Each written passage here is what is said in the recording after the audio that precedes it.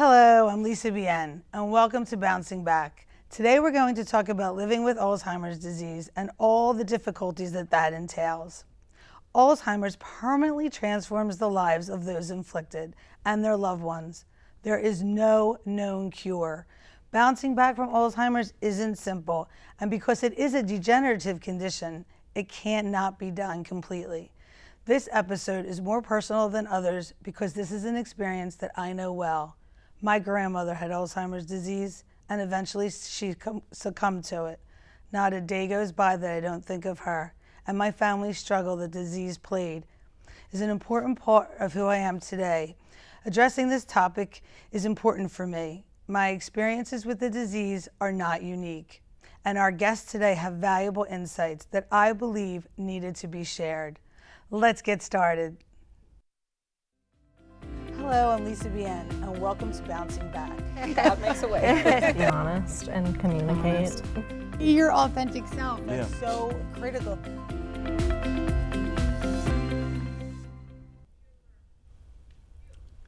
Thanks for joining us on this edition of Bouncing Back. First, let's welcome our guest.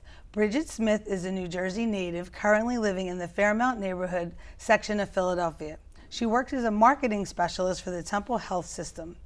Brigid recently lost her paternal grandmother to Alzheimer's disease, and her maternal grandmother also has Alzheimer's and is currently in hospice. She has agreed to join us today to talk about her experiences. Thank you for joining us today, Brigid.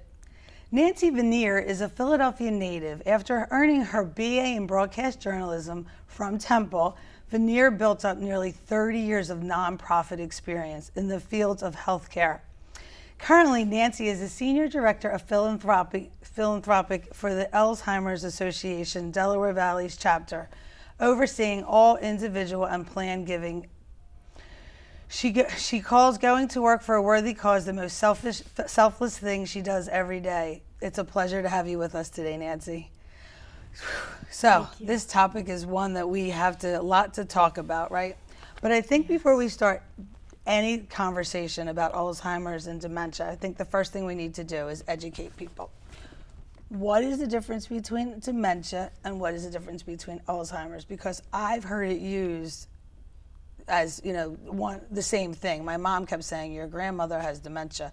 Your grandmother passed away from Alzheimer's. So can you help me understand that? A lot of people use them synonymously, but they are not the same thing. So the best way I can describe it is that dementia is sort of a general umbrella term to describe memory loss. So if dementia was the top of the umbrella, the handle would be Alzheimer's. Alzheimer's is actually the leading cause of dementia, but you can have dementia and not have Alzheimer's. And the best way I can describe it is baseball is to sports like Alzheimer's is to dementia. For instance, my father has vascular dementia. There are many other dementias, but you don't have to have Alzheimer's if you have dementia.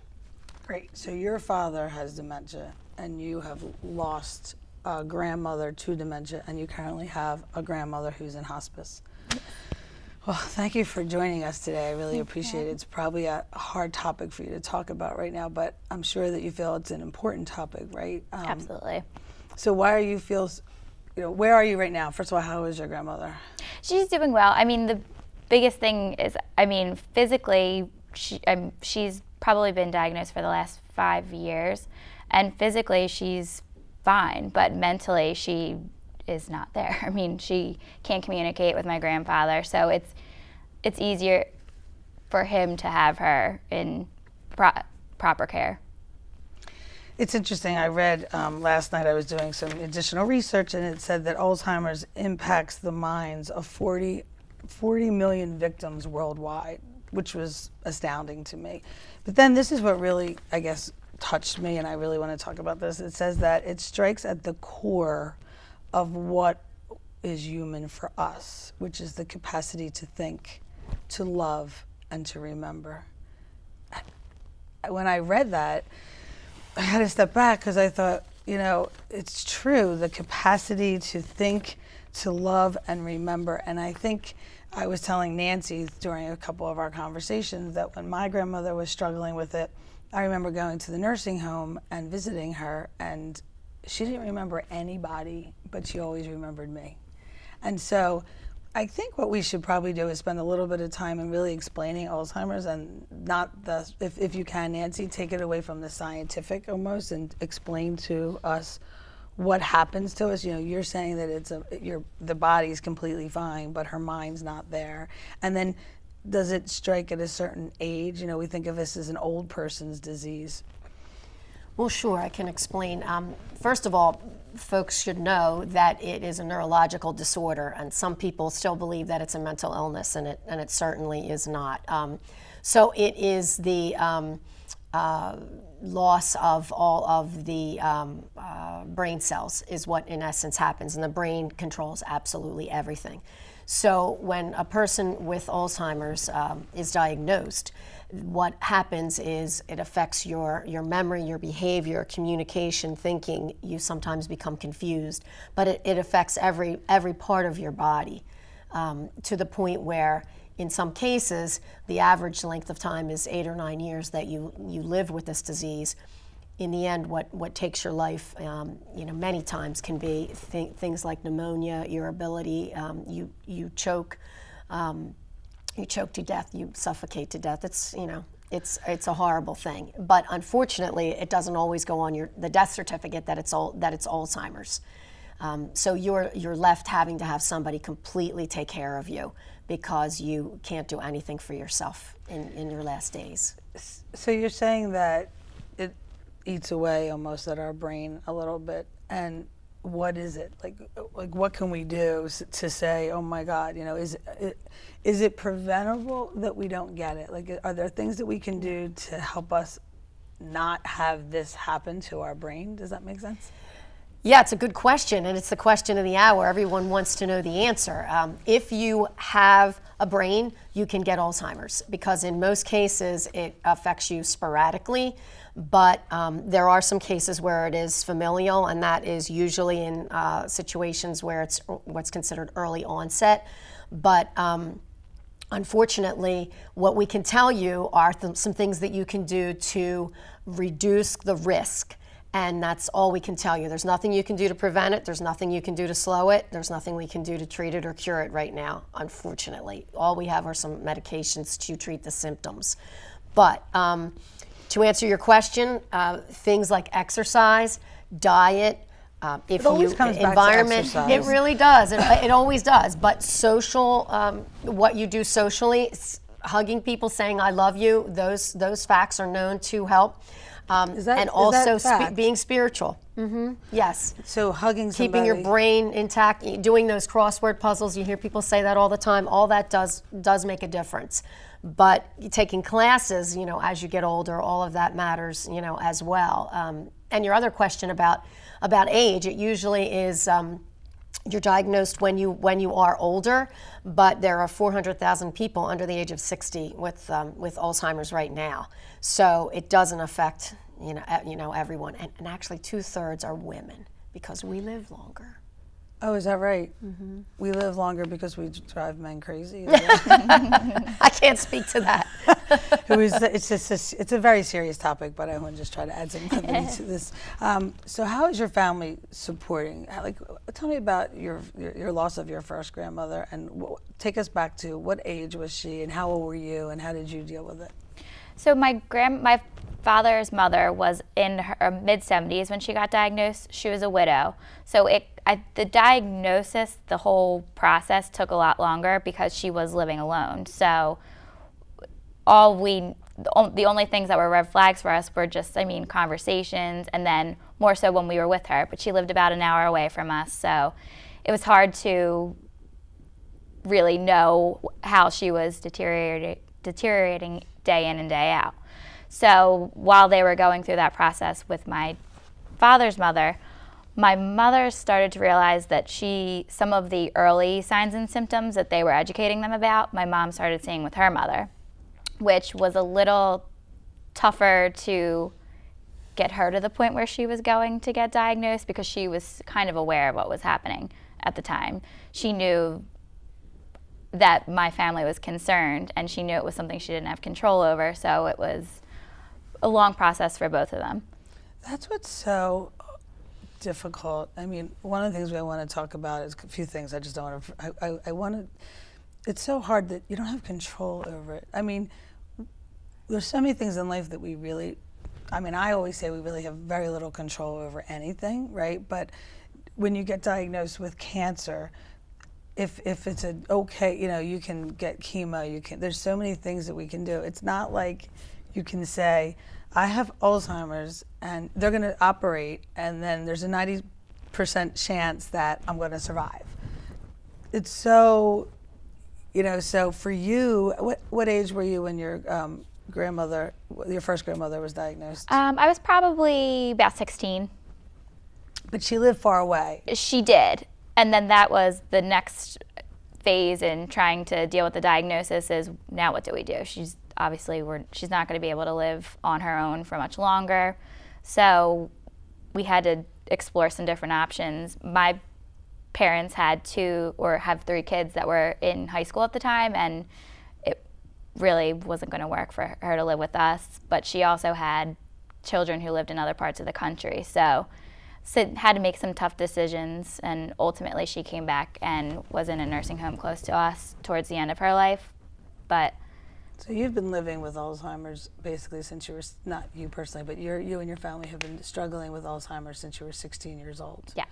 And your grandmother now is, can she, if you go and you see her, does she know who you are, or it's? Not really. There was a good amount of time where she definitely didn't know exactly who we were, but there's still that level of comfort you can tell that she had, that she was familiar with people. And to be honest, she still feels that way with my grandpa. Like she can't communicate, but you can tell that she's at peace. But sometimes when different care nurses are coming in. I'm going to interrupt you for 1 second. We're going to take a quick break. We're going to continue our conversation about confronting the challenges of Alzheimer's in just 1 minute when Bouncing Back comes right back. Hello, I'm TUTV's Melissa Steininger with a question of sustainability.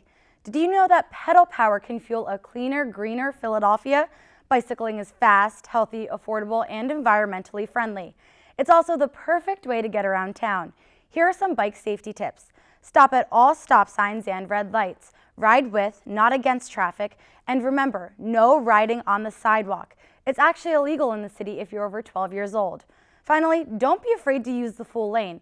It's perfectly legal and will make you more visible to motorists. Visit bike.temple.edu for more information. Please join with Temple's Office of Sustainability and TUTV to help make Temple cherry, white, and green.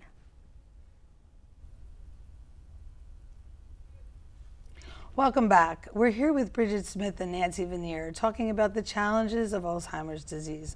So when we left off, we were talking about your current situation with your grandmother and the memory loss. And Nancy, it's got to be, your dad has Alzheimer's, correct? Now is your father? Dementia. He has vascular dementia. Okay. There's so much about this disease that is just heartbreaking because, first of all, I didn't know that. Like, I'm still kind of stuck on the conversation when you said you can die from choking. Is that because of the way your body is shutting down? Can you explain that to us? You forget to swallow. You can't swallow. You forget to swallow, okay. So for you, you've been dealing with Alzheimer's with your family. What does your organization do? Does your organization offer support groups, and is that how you both met and got involved with this? Tell us a little about that. Well, Brigid's involved in some fundraising for us, which is great, and her father's on our board of directors, which is wonderful too. But yeah, we have wonderful services, and that's the advice that I certainly have for all of the viewers today, is to call on us for help. It's very hard on the person with Alzheimer's, but it's really even harder on the caregiver. So we have 170 support groups throughout southeastern Pennsylvania, the entire state of Delaware, and South Jersey. So, but probably our most valuable service is our helpline. And so people can call 800-272-3900 24/7 and get all the help they need. So they can get resource and referral information.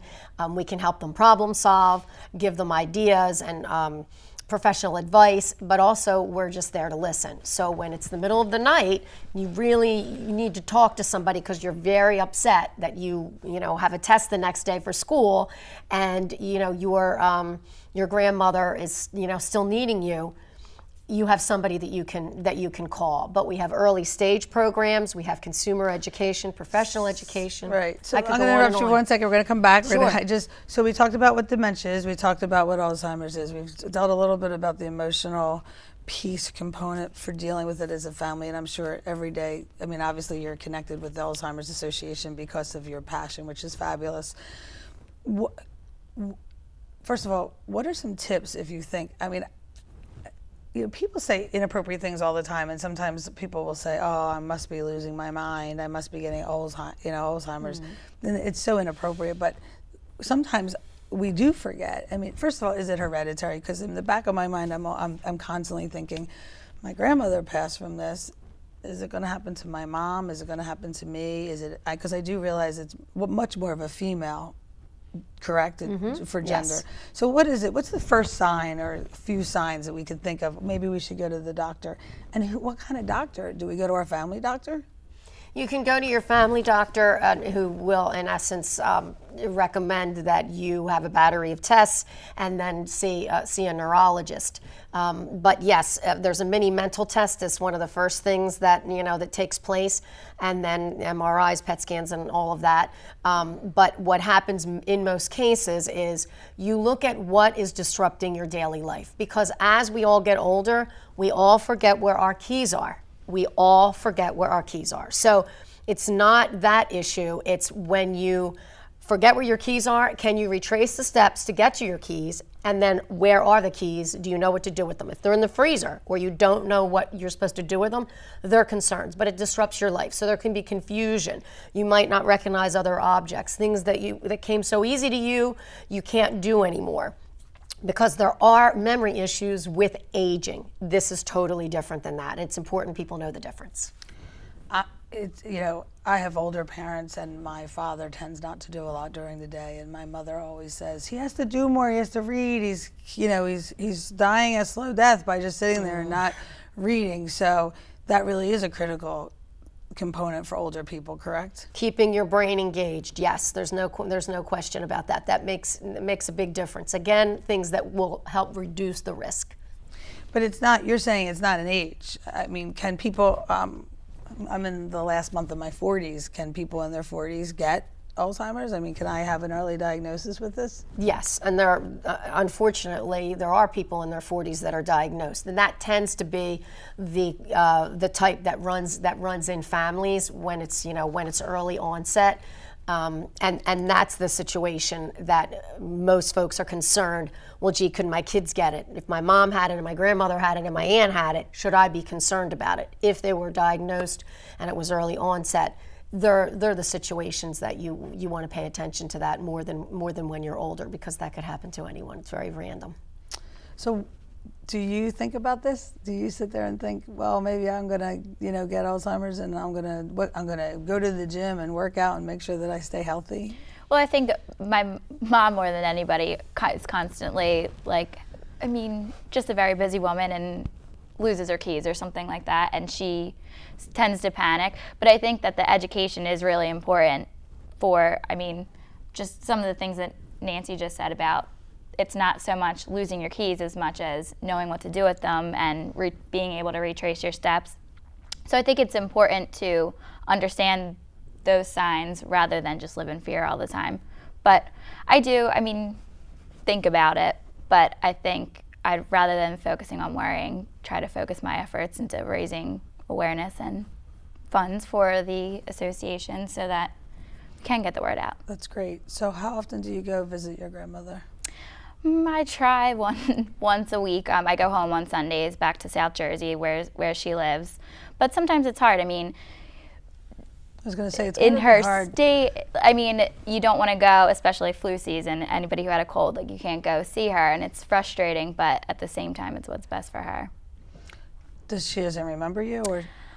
No. So it's more. I think it's more doing it for myself because I want to see her. I think she lights up a little bit when some of her grandchildren come in. But When you first got the diagnosis for your grandmother who lives close, because it sounds like the grandmother right now who's in hospice is a little bit closer, did you start to create memories or do certain things that you would always remember her by, take pictures? Is there certain, I guess, things that you did to help yourself and your family? we kind of started a tradition. I went to school in Philadelphia once I went away to college, and then I've been living in Philadelphia since. So I go home every Sunday night, and we have Sunday dinner, which we had up until October when she went on hospice care. But we still try to keep that tradition alive because that was like nice. I mean, once a week, some of my cousins came over, my aunt and uncles, and just getting to spend time with them before the disease progresses is important. It's got to be so hard. I can't even imagine for the person that gets the diagnosis. Can you explain, Nancy, have you ever had I'm sure you talked to your dad about it, right? Or tell us what that's like, the frustration that has to come, and then maybe some tips on how we can support the person that has the Alzheimer's disease. Yeah, you know what? My dad does not realize that anything is wrong with him. So in his situation, he thinks we all overreact about everything. So he doesn't see it and he doesn't get it. I mean, we have situations where we have some of our supporters who say, that their dad was in a courtroom and all of a sudden just totally lost his train of thought while he's making his closing argument. And it was obvious to him that, oh my gosh, something's wrong here. And then they go back and they get the tests and those kind of things. But it is extremely sad when people have to get the diagnosis. And it's funny you should bring that up because we have an issue with it not being diagnosed enough. Only 45% of the people who have the disease actually are given the diagnosis. Why is that? There's lots of reasons, and I guess because in many cases, they don't get the diagnosis. They don't go to get it. They think it's normal aging. They don't know what's wrong with them, and I think it's very hard for doctors sometimes to give it because they know they may not feel there's enough hope since it's a fatal disease. It's a chronic fatal disorder. So for us, that's very, very sad. But I've learned, in terms of tips for every day. I was just going to ask you that. Yeah. Tips of every day. We need to hear some good stuff now. Absolutely. All this good stuff. Because we started out by saying, we walked in and there's somebody who's working today. Her name's Hope, and I said, "There's always hope." I love that name. There's always hope, right? Absolutely. But so let's give people some tips for maintaining the positive outlook. There definitely is hope. We have more attention given to research now than ever before, thankfully, since so many people have the disease. Just in our little community, it's a big regional area, but it's 300,000 people. That's a lot of people with this disease. So I tell people to call the helpline if they need assistance, go to your doctor, but use the community resources that are there. If you are a caregiver, take care of yourself. That's what's really important. And to put a positive spin on a horrific disease, get involved, do something positive, take one action, do what we're doing. We're all wearing purple. Wear purple, go to an Alzheimer's Association event, form a walk team, get involved, do something. To turn this into a positive. But I got the best advice I have ever heard from anybody. A gentleman that I ran into, unrelated to the Alzheimer's Association, and he said to me that his mom, his mother, his grandmother, and his great-grandmother all have Alzheimer's right now. Wow. So what he does is he looks at the place they are at that moment, and he goes there. So if they're sad, he goes there. If they're saying, "Will you be my date today?" then he is their date today. If they want to tell stories about the old times and pretend he's somebody else, he pretends he's somebody else. But he goes where they are, and he has fun with it. So if he watches the same TV show 5 times, because after it's over, she forgets, he watches it 5 times and just laughs with some of the memory loss and some of the stories. And that's really a wonderful thing to be able to do, to be able to cope with it better. Well, I absolutely think that is wonderful advice, and I think this is a perfect time to say thank you for being on the show today. Our time is just about up. I want to say thank you to Brigid and Nancy for their insights and for joining us. Here's a final thought. One doesn't simply bounce back from Alzheimer's. And it is a permanent degenerative condition, but that doesn't mean that it has to take away the joy and the wonder away from life. And it doesn't have to weaken or devalue your relationships. If anything, it proves just how strong and valuable they are. Thank you for joining us again. Once again, I'm Lisa Bien, and I look forward to seeing you next time on Bouncing Back. Hello, I'm Lisa Bien, and welcome to Bouncing Back.